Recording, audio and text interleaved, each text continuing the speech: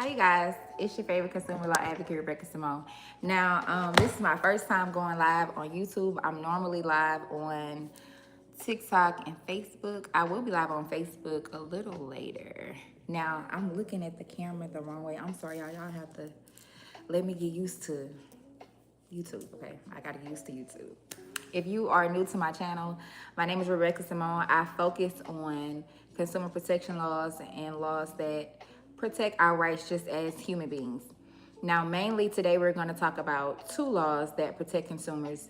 One is the Fair Credit Reporting Act, which I have in this United States Code annotated book, and another one is FDCPA, which I believe these two are two of the most, if not the most important, they're two of the most important that you guys need to be educated on so you can be protected for real. If you're a consumer, you're out here signing contracts, you have a credit report, somebody's reporting things on your behalf, you need to understand the laws that govern how they can do that. All right.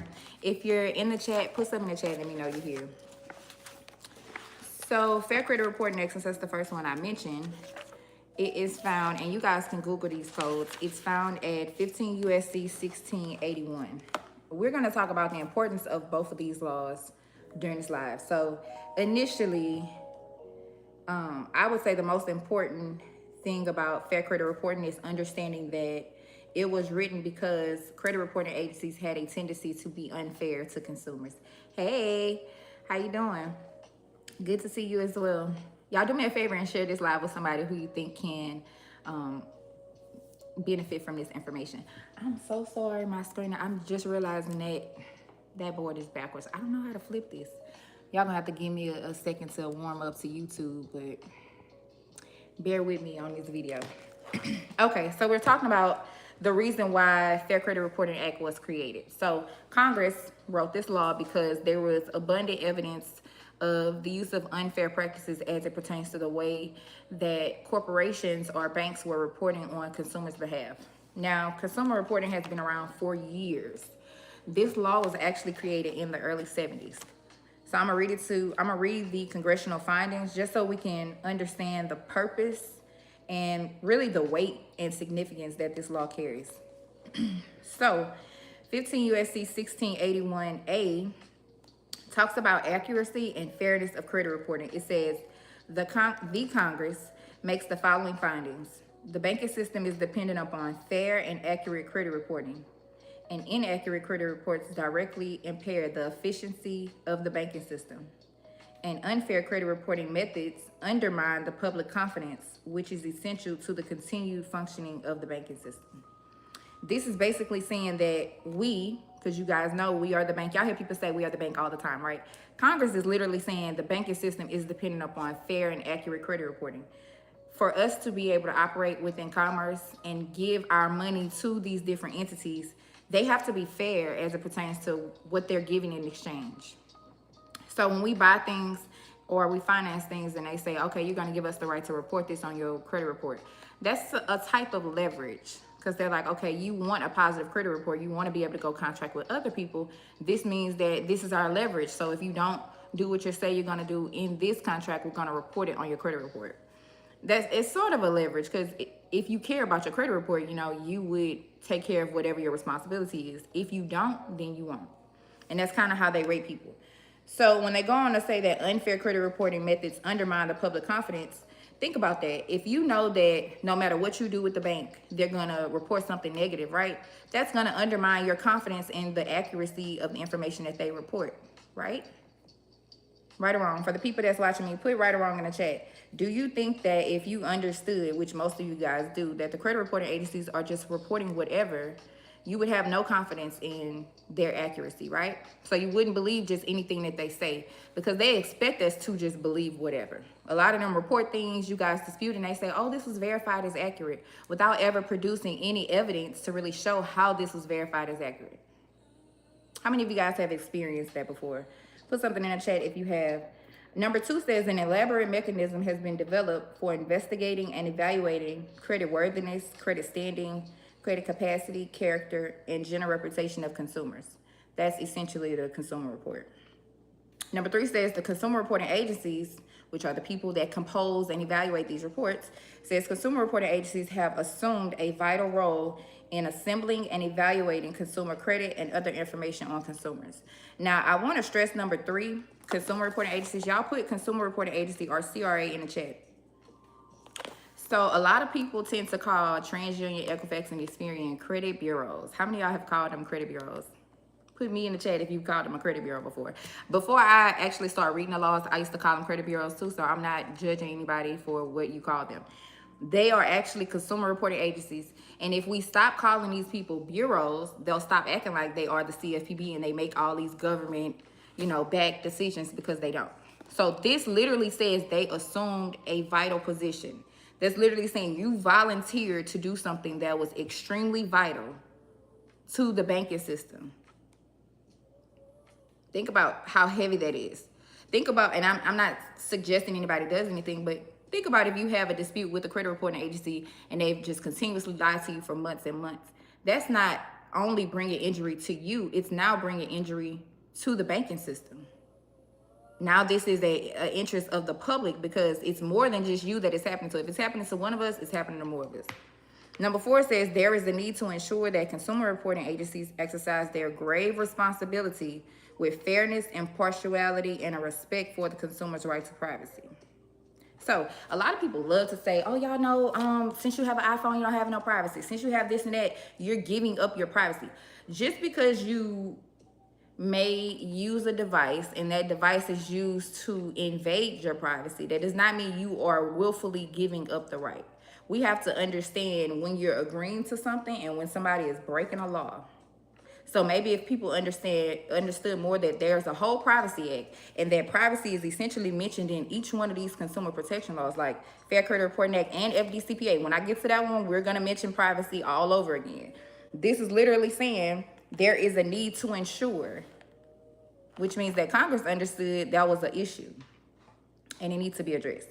So there's a need to ensure that consumer reporting agencies, not credit bureaus, consumer reporting agencies exercise their grave responsibility, meaning that they are the ones responsible for accuracy and fairness of the information they are reporting. Drop some fire in the chat if you are following me here. So we are at 15 USC 1681A4. The last line says they have to exercise their grave responsibility with fairness, impartiality, and a respect for the consumer's right to privacy. So how many of you guys realize you actually have a right to privacy? This is just one of the laws that mentions it. You have a right to privacy. If you don't feel like you have a right to privacy, I'm telling you right now, you have a right to privacy. And if nobody else ever tells you, if you just open these books up and start reading these laws, the law will tell you. Congress is telling you, you have a right to privacy. So guess what? That means if somebody is just taking your information and selling it to somebody, let alone making money from it, right, and it's inaccurate, that's criminal. Not if you don't understand what's going on and you don't understand that it's breaking the law, but it's actually criminal. Now, this is going to start off civil, but when this happens on a massive level, when it's millions of consumers that are, their privacy is being invaded by these same companies doing the exact same thing. This is why it's so important for all of us to understand how these guidelines work and what these people can and cannot do. So when you identify they are doing this and you complain on it on a massive level, the government will look at it and be like, well, damn, we need to do something, because this is half of Americans saying that these people are violating the law in this way. Nobody is above the law. Nobody is too big to fail. But if we don't complain about it, the big boys can't do anything. We all have private rights of action through these laws, right? But for the United States Attorney General or for the CFPB or anybody to actually do something, we have to be complaining on a massive level. Y'all understand? Put something in the chat if you're following me. I need you guys to understand that this is about education, but not just so you can understand this stuff, so you can actually use it and apply it to your situation. So if you're dealing with the credit reporting agency and they're reporting an account and you're disputing it and they keep telling you the same thing over and over and over and not actually answering your questions or addressing your issues. For example, some people will dispute an item and they will say, this is verified as accurate. And you'll ask them, well, how is it verified as accurate? And they send you something back and say, well, we already investigated this and told you it was verified as accurate. We're not going to address this anymore. This is closed. That is an attempt to stall you. That is an attempt to change the topic and to act like they don't have to give you the evidence that you're requesting. I would say if you're getting stalled, continue to press that same button because they're stalling for a reason. It may be because they don't have legality to report what they're reporting. It may be because they don't have the information to actually provide to you. Maybe they lied. And you're kind of, you're catching them up in their lie. Anyway, let's read B, and then we'll move on to FDCPA. So B talks about reasonable procedures, and this is still in 15 USC 1681. It says, it's the purpose of this subchapter to require that consumer reporting agencies adopt reasonable procedures for meeting the need of commerce for consumer credit, personnel, insurance, and other information in a manner in which is fair and equitable to the consumer, with regard to confidentiality, accuracy, relevance, and the proper utilization of such information in accordance with the requirements of this chapter. Literally, again, saying that consumer reporting agencies have to use reasonable procedures when they are compiling and also when they are investigating your information. They have to conduct themselves with confidentiality, accuracy, relevance, proper utilization of the information that they have. And all of this is because they are making money off of it, you guys. So that's the biggest thing that I want to stress, is the fact that these people are making money from essentially reporting inaccurate information. That should sound like a payday to you guys. Now, we're not going to go over civil liability, but like I said, this law does have a private right of action, which means there's a section in here that talks about if these people do not comply, what you can do.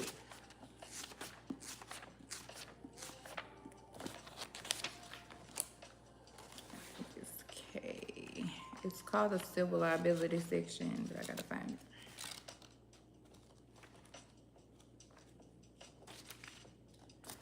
So on like a personal level, if you were to realize that this company was doing something in your name, you were to realize this company was doing something illegal, right, and using your information to do it, you actually have them in the position of civil liability. It's kind of like when you're playing chess and you have the king checked. It's kind of like, what can you? It's nothing they could do. You have all the evidence to prove that. I should have had this marked. I'm sorry, y'all. There's so many pages in here.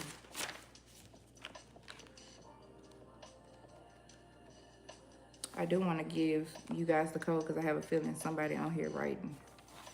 So if you're taking notes, it's the civil liability section of the Fair Credit Reporting Act. I have a smaller book. This one has so many legal references in there. It make it hard to find. And I actually thought it was in. Let's see, is it N and O? Yeah, I think that's it. Or is it M and N? N is one. Is M the other one? Or is it O? It's O. All right.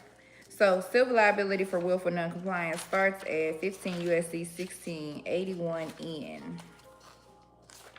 And there's actually two codes to talk about civil liability. One is for willful noncompliance and one is for negligent noncompliance.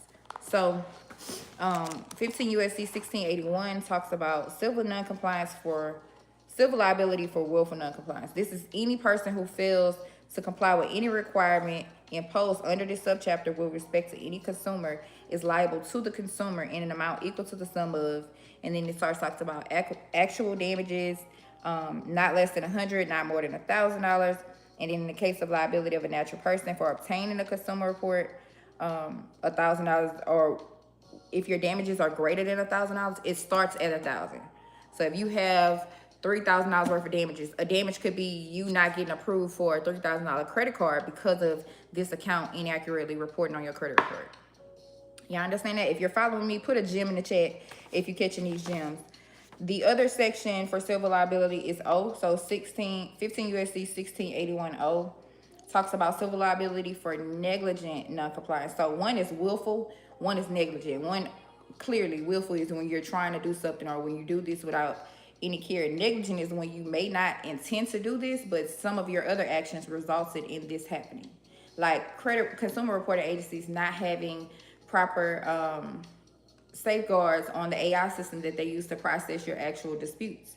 That is something that's negligent. They're either willfully doing it or you're negligent in it. So whatever their excuse is going to determine whether this is willful, and the evidence, of course, whether this is willful or whether this is negligent. I'm sorry, y'all.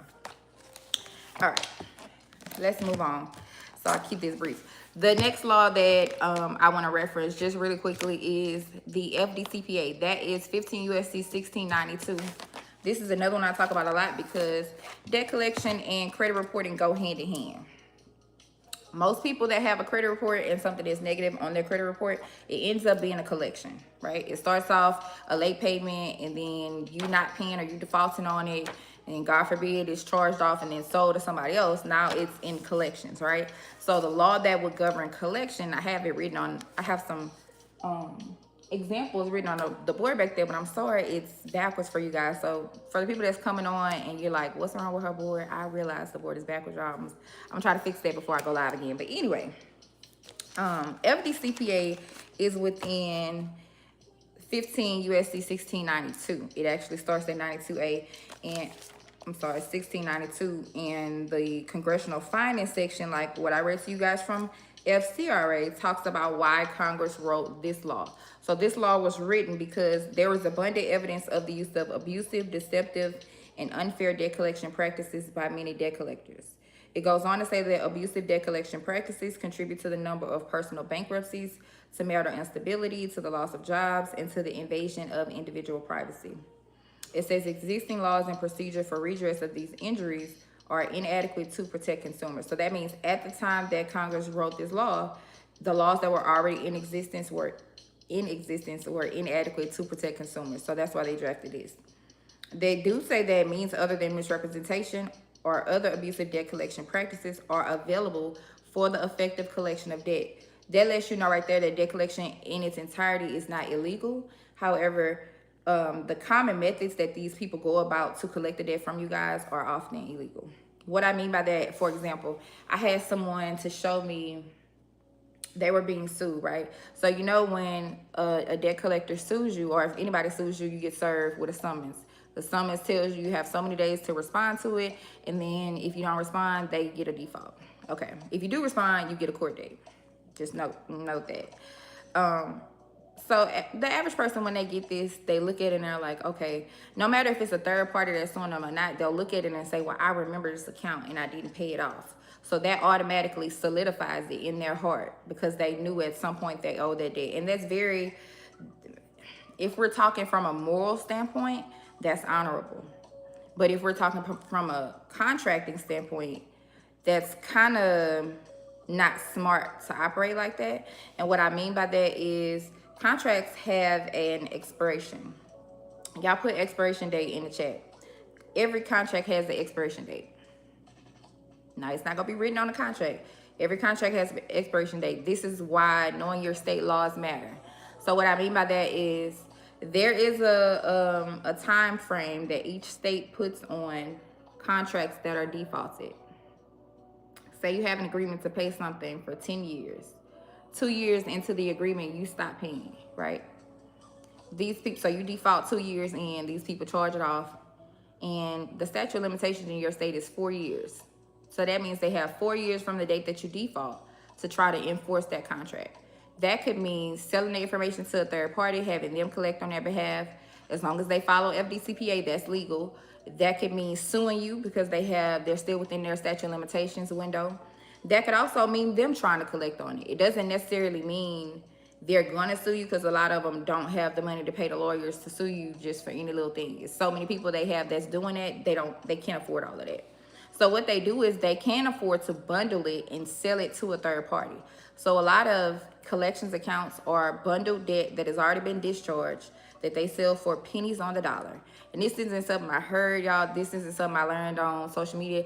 I work with a lot of ex-debt collectors that literally show me what they used to do. I have one lady, we became friends from Facebook, And she was like showing me like videos of how she used to talk to these people, and literally she was like, I had to literally go do some spiritual healing because she felt like she was being predatory, and she really was. The types of techniques that they taught them to do, like force these people into a payment plan, force them into giving you some type of payment, even if it's $5, because that restarts the debt clock, and the average consumer doesn't know that.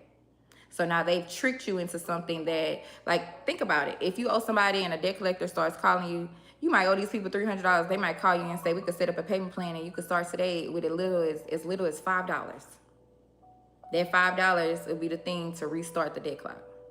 Now they have another 4 years, and they're the person who you're contracting with, because you're agreeing to this outside of the old debt. Are y'all following me? Put a 1 in the chat if you follow me. Now, D says abusive debt collection practices are carried on to a substantial extent in interstate commerce and through means and instrumentalities of such commerce.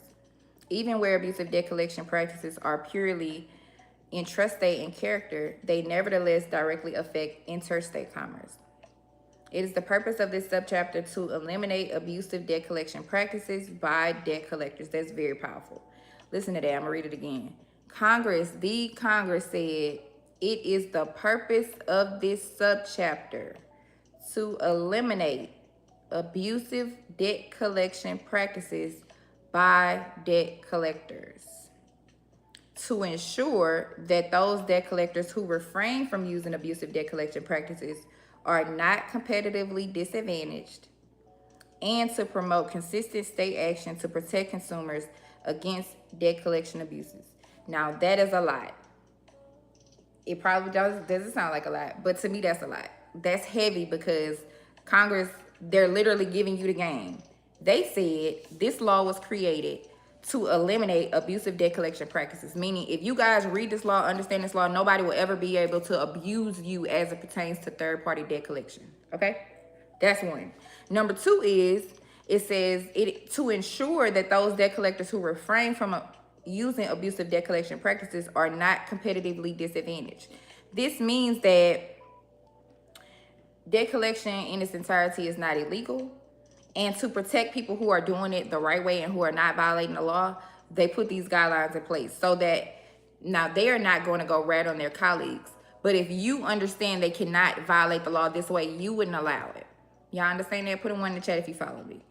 It goes on to say that it also is here to promote consistent state action and to protect consumers against debt collection abuses. State action can only be had if consumers complain, and then it gets the state authorities in check. Let me give you an example.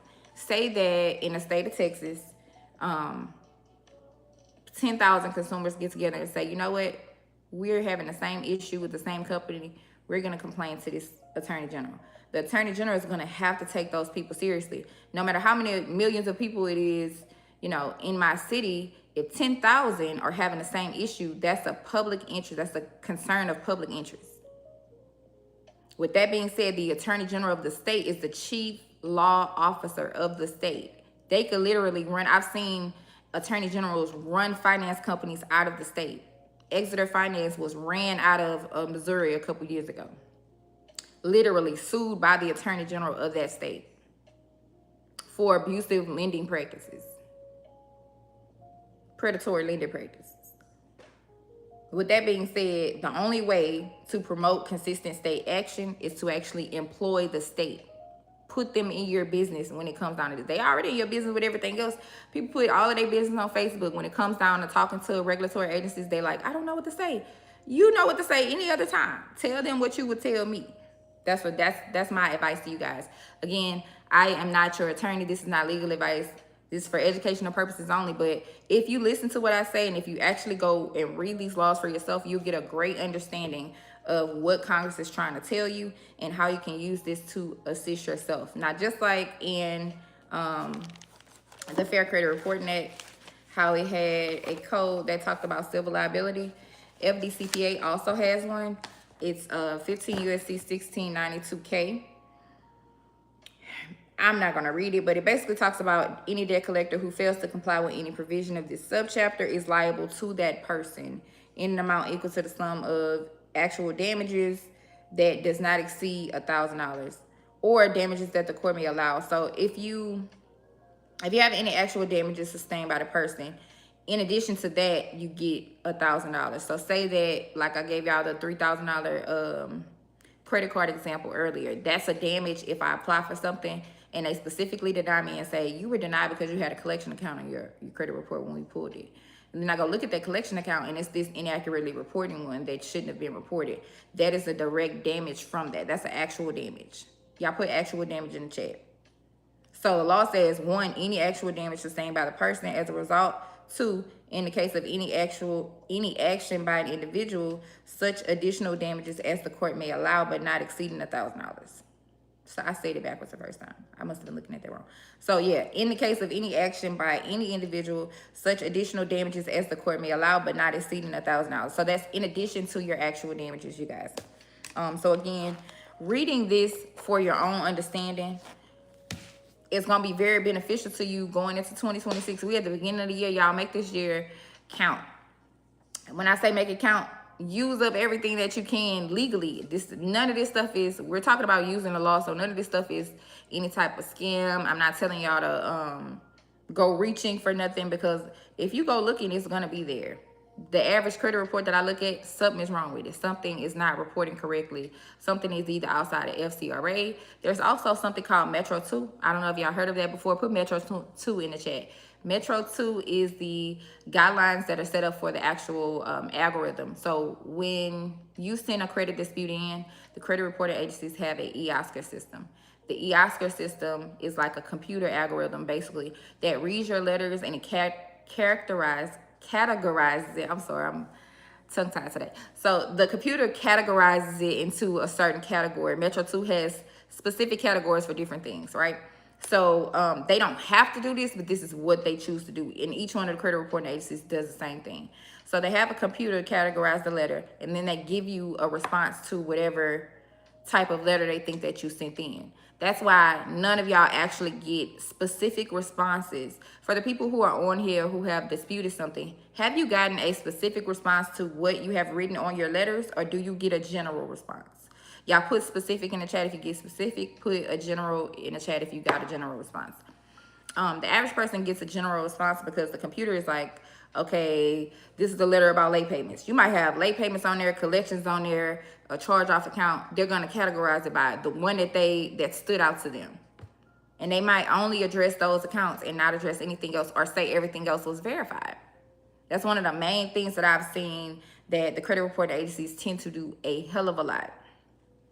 With that being said, something that they're doing is violating Metro 2 standards and also FCRA. And if you think about it, they're causing you some type of harm as the time goes on. Imagine disputing something for 6 months to a year and still having the same thing on your credit. That means this whole year you couldn't get approved for a loan. What if you were trying to buy a house? What if you're trying to buy a car? All of that stuff, that's damages. Y'all get that? Put damages in the chat if you're following me with that. So how do you get the remedy for understanding the law once you understand it? You have to apply it. So if I understand that there's a section in Fair Credit Reporting Act that says it's called permissible purposes. So it says that, I think it's 15 U.S.C. 1681B. That's permissible purposes. So permissible purposes says there are several reasons why a person can report something. The main one, so the top two, are that the person has to have a judgment issued by a court of competent jurisdiction. So a court that you were under the jurisdiction of, having to be like a federal court to issue such an order, because this is a federal law. So the second thing is they can have your written consent. So if they have the written permission of you to report on your credit report, they're going to report it until you revoke that permission. Y'all understand what I'm saying? So if it's kind of like telling your kid they could go outside. Now, common sense would tell a kid, all kids don't have common sense, and we can't even expect that of a kid, but you would think that once it started getting dark, a kid would be like, let me go inside because there's strangers, stranger danger. Some kids don't think like that. They're going to try to push it to the limit, right? So if you tell your kid to go outside, they're going to be out there until you tell them to come back. You have to kind of set a standard and be like, I want you to be back here at this time. So if you give somebody your permission, you want to also make sure that you're revoking that permission at whatever time that contract expires, whether the account is closed, whether it's charged off, whether it's still active, whatever. You have to understand giving somebody your permission does not mean it lasts for a lifetime. Y'all follow me? Put a one in the chat if y'all follow me. I know I'm looking the other way, but this is how my camera has me looking. I don't like that. We're gonna figure out YouTube though. I'm sorry, y'all. We're gonna get this together. But either way, I hope you guys understand the purpose of me stressing FCRA and FDCPA. It's something that goes hand in hand when understanding contracts. Now, I do have a contract book right here. I wasn't gonna talk about that, but since third-party debt collectors are collecting on somebody else's contract, this is a great legal reference for contracts and things like that. This is American Jurisprudence, book number 17 on contracts. This book goes into everything that you need to know about a contract. So from the different types of contracts, from how you understand if a contract is void, voidable, or if it could be revoked. It tells you like the fundamental elements of a contract. Like, let me find. There was a lot of stuff in here that stuck out to me when I first started reading this book. So I underlined all of it. One of the things that stuck out a lot was there's a line here that says a contract is not a law. And I had to put an asterisk by that, because the average person, when you're talking to them about a contract, whether the contract is worth a lot of money or whether it's a service contract, once you sign something, people like to tell you, well, you signed it, as if you signing it makes it legally valid forever. And that's not the case. First of all, a contract is not the law, neither does it make the law. This book says it is an agreement plus the law that makes an ordinary contract an enforceable obligation. So if your contract breaks the law or does not have all of the elements of a valid, legally enforceable contract there, that contract is null and void. This is why people are beating third-party debt collectors. They do not have legally enforceable contracts. Somewhere within the assignment of the contract, the chain was broken. And when you identify that weakness, that's how you beat a debt collector. All right, I'm gonna pause right there, and I'm gonna let y'all catch me on the next live. Y'all make sure y'all do me a favor and share this live out with your people. Y'all put something in the chat. Let me know if y'all want part 2, and I'll go live again later on. Thank y'all for coming in and talking to me, and I'll see you guys next time, okay?